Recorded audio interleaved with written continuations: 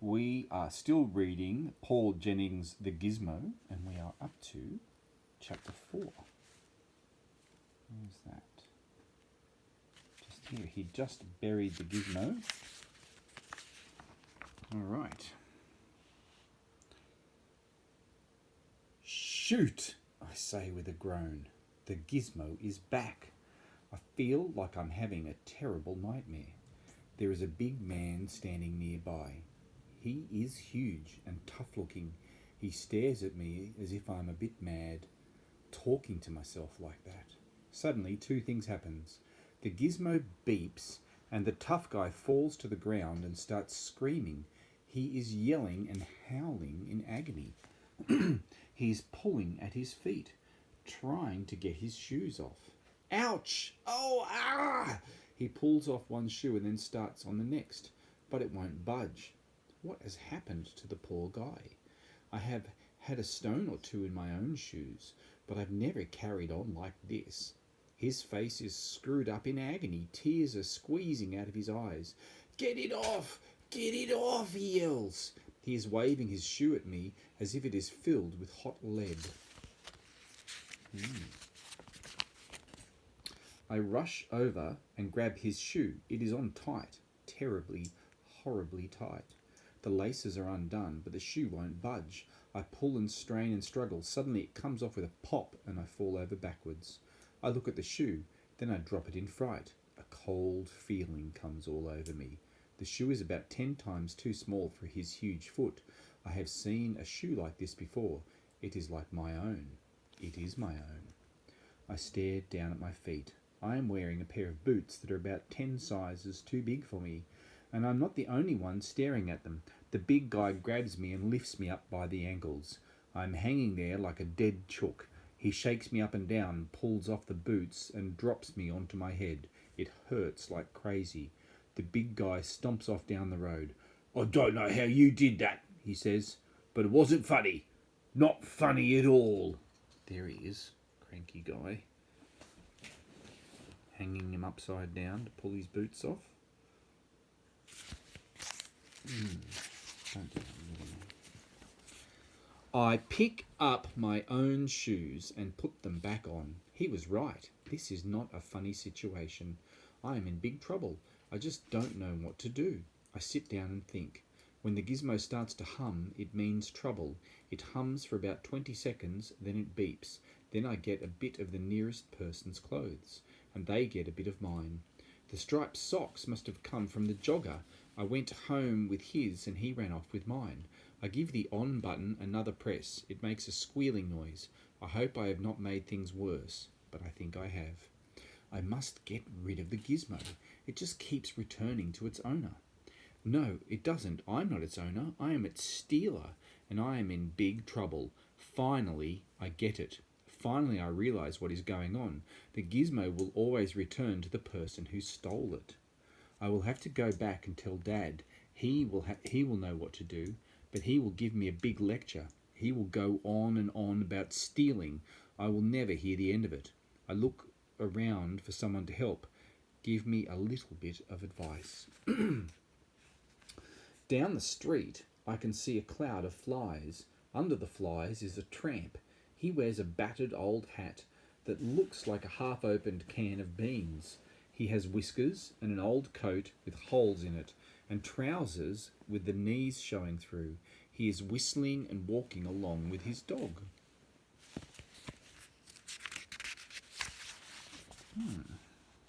The tramp has a kind face. He looks like he has been around, seen a few things. Maybe he can help. Maybe he has come across a gizmo before. I head off in his direction. Hey, I say, have you ever heard of a gizmo? I hold it up for him to see. The tramp gives a grin and shows his yellow teeth. He looks at the gizmo, which begins to hum even louder than before. Oh no, I yell. No, no, no, no. I turn and start to run down the street. I throw the gizmo into the air. I hear it beep. Suddenly I fall. I trip over my long trousers, the ones with the hole in the knee. Oh no. There's that hairy old tramp. What's going to happen? Please don't go to that little man. Hold your eyes nicely. Chapter 5. I tumble along the road and stop in the gutter. I have grazed my knee and it stings terribly. I sit up and see the tramp heading off in the other direction. Thanks, he yells. Thanks a lot. They're a bit tight, but they'll do. He is wearing my new jeans and my best wind cheater and my shoes. I have a hat that looks like a half-opened can of baked beans, and I am dressed in a smelly old suit. I look inside. I even have his underpants on. They are all stained and horrible. Ugh. The sort that your grandfather wears, all floppy and loose.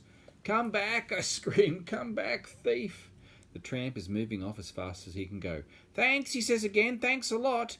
He is chuckling to himself. He thinks it is Christmas, his lucky day, and my unlucky one. Oh no, the poor boy. There he is in all his dirty, smelly old clothes. I hitch up my old trousers and hobble after him. You wait, I yell. Just you wait. It is tough talk, but to be honest, I don't know what I'm going to do when I catch him. He looks like he has seen a lot of life. He could flatten me for sure. Still and all, I have to try and get my clothes back. Dad gets really mad if I even tear my shirt. You wouldn't know what he would do if I lost everything. This is really bad. The tramp disappears around a corner. By the time I turn it, he is nowhere to be seen. The street is full of people who are coming out of the church. It is a wedding and all the people are dressed in their best clothes and throwing confetti. He is hiding, I say to myself. The tramp is hiding in the crowd. I start to push through the people trying to find the tramp. Go away, sniffs a lady as I push past her legs. Dreadful boy, smelly, awful. How dare you dress like that at a wedding? Go away. I pretend not to hear. I have to get my clothes back or Dad will kill me. Suddenly I find myself staring at the bride. She is beautiful, lovely. Nearly as good as my girlfriend Kate. She wears a veil in her hair and flowers and a long white dress. Two little kids in purple are holding a long train out the back. Her new husband is standing next to her, all dressed up to kill. I recognise him. He is the coach of our local football team. At the back is the preacher. His head nearly falls off when he sees me and my outfit.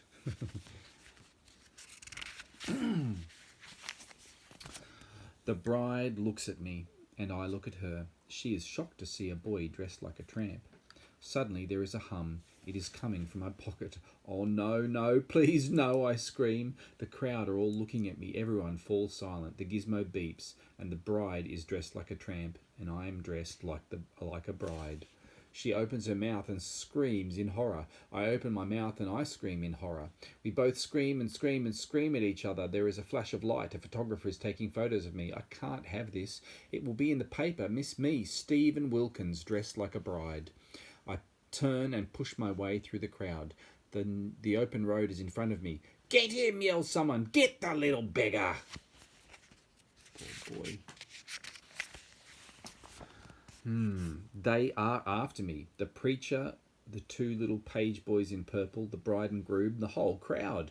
I hobble along as fast as I can. This is no good at all. I can't run fast. They are catching up to me. I bend down and take off my high-heeled shoes. Much better. I bolt along the road with no shoes, but the stones are hurting me. My feet start to bleed. The angry mob is catching up. Chapter 6. They will tear me to pieces if they get me. Oh, help, help! Someone, please help! The bride is foaming at the mouth. She doesn't want an album filled with pictures of a lady tramp marrying a football coach. Help, I say to myself. Someone help! But there is no one, only a horse tied to a rail. It is Kate's horse. She is always on at me to have a ride on her horse Tiffany. She won't mind if I borrow her horse. I have never ridden a horse before, but it can't be that hard, can it? I try to jump up onto the saddle. The bride's outfit is too baggy. It gets in the way. I can't get up. My bra is twisted. My pantyhose are coming off and my knickers are slipping. Oh, the shame of it. A boy in a bride's outfit. But there is no time to be embarrassed. The bridal party is coming, and they are not throwing confetti. They are hurling insults. Grab him, quick, yells the football coach. Just as they are about to grab me, I manage to scramble up onto the horse. Go, I say, go, go! The horse just stands there. How do you get horses to go? I don't know. The groom lunges for me. He trips and falls. The horse rears up. Then it bolts. Oh no. It's going to take off. Stop! I yell. Stop! The horse is galloping flat out. How do you get horses to stop? I don't know. It charges along the main street. Its hooves pound the road like a million mallets. Everyone stops to look. People jump out of the way. Cars screech to a halt. My bridle train is streaming out behind me. My veil swirls over my head. Like a mad ghost at midnight, I gallop down the street, out of the town, down the highway, up and down, jogging around. I am dead. I know I am dead. The ground is wheeling by. Trees speed past me. The horse charges at some trees, through the branches that whip and scratch my face. Blood is trickling onto my long white dress. My veil is torn to shreds. I have confetti up my nose. Save me! Someone please save me! I snort.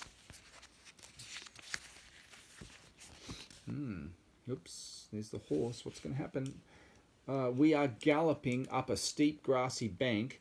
Just below is the local swimming pool. Kids are jumping off the diving board. Others are sunbaking, but to me they are all a blur. Suddenly the horse puts on the brakes. It just stops and I go flying over its head. Up I go, up and over. Everything turns black. Chapter 7. I am dead. No, I'm not. There is grass in my mouth and in my eyes. I am stiff and sore, but I am not dead. I am upside down on the grass inside the pool fence. Nearby is a girl. She is staring at me with wide open eyes. I blink and rub the dirt out of my eyes. The girl looks as if she's never seen a boy before. I guess she hasn't. Not one dressed in a bridal dress who has just flown over the fence. She is wearing a baby pink bikini. My head is spinning so much that I can hardly see her. I am confused. I can't think straight. There is a buzzing sound in my ears, then a beep. No, no, no, not a bikini. Oh no, there he is lying on the grass. What's going to happen? The girl is screaming. I am screaming. The bikini does not suit me, not at all. The girl looks down at her wedding gown. She hasn't a clue where it came from.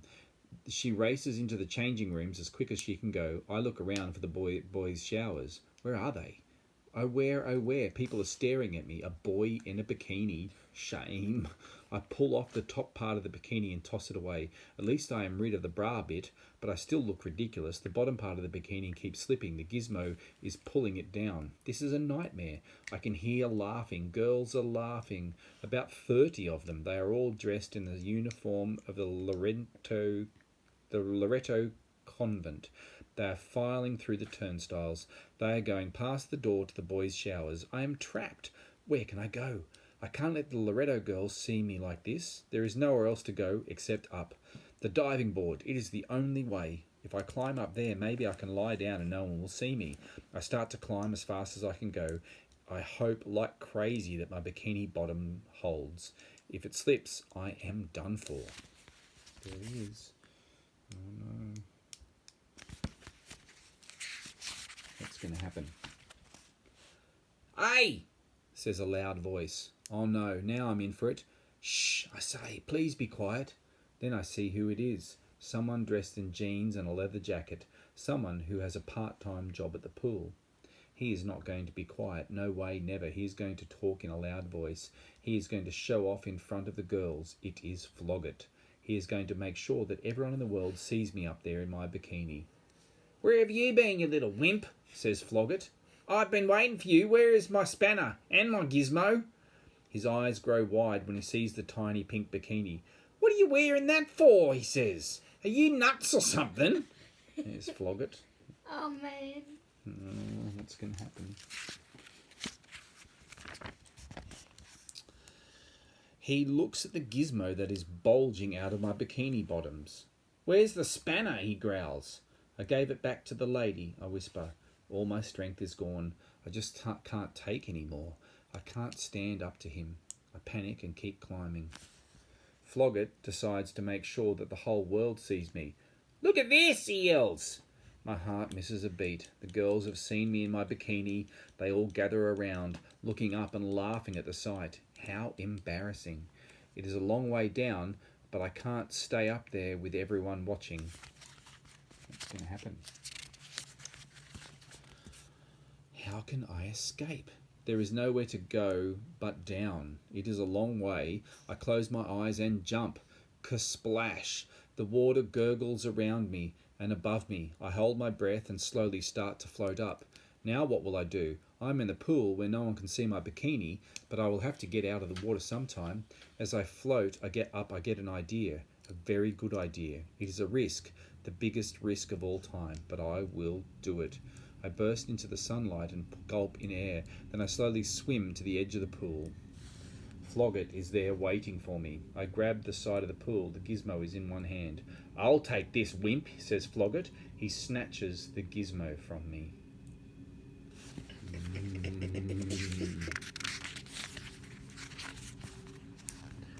My heart feels tight. It worked. He has stolen the gizmo. It is his now, and he can keep it. I climb out of the pool. The girls stand there looking at me in my pink bikini. They giggle at me, but I don't care anymore. Something good is going to happen if my plan works. Right on cue, the gizmo starts to hum. At any moment it will beep. I will get Flogget's outfit, and he will get mine. Before Flogget can say a word, there is a beep. I have no time. I have to time this just right. I turn my back on the crowd. I take off my bikini and throw it over the fence. I am naked, but only for a flash. The gizmo beeps. I get Flogget's outfit, and he gets mine. I am fully dressed in a leather jacket and jeans. I have Flogget's gear, and he has what I was wearing. Nothing. He is starkers. Not a stitch on. He tries to cover himself up with his hands. He is babbling and squealing in fright. He doesn't know what is going on. He tries to hide, but there is nowhere to hide. Oh, Flogget got what he deserved, didn't he? Flogget screams and screams. The girls start to laugh when they see him. They think it is an enormous joke. Flogget stares at the gizmo in his hand. He shrieks and throws it away as if it is red hot, but it just comes back to him. He turns and runs. But he goes for his life, and the gizmo follows like a guilty conscience. Flogget is scared of the gizmo, terrified. He heads up for the diving board. Up he goes, and after him goes the gizmo, bouncing from step to step. Flogget stands on the top of the board, shivering and trying to hide his naked body from the girls. He blubbers and bawls, but there is nowhere to hide. The whole world can hear him, and in the end he jumps. The gizmo follows. It does a perfect dive. The girls all stand on the edge. They think it's a great joke. Flogget treads water out in the middle. He'll have to come out sooner or later. He can't stay there all day. And neither can I. It is time for me to go. Come back, Flogget yells. He does not sound tough at all. Just the opposite, in fact. I don't think he will ever bother me again. Don't leave me, he calls. I look back over my shoulder, just for a second. Supper, I say, then I run off as quickly as I can. As I go, I think I see a little man with his eyes like windows. He is looking at Flogget and chuckling. When I reach home, I think about what I will do with Flogget's leather coat and jeans. I decide that I will give them back to him in the morning. Might as well, after all. I don't want people saying I'm a thief, do I? The end.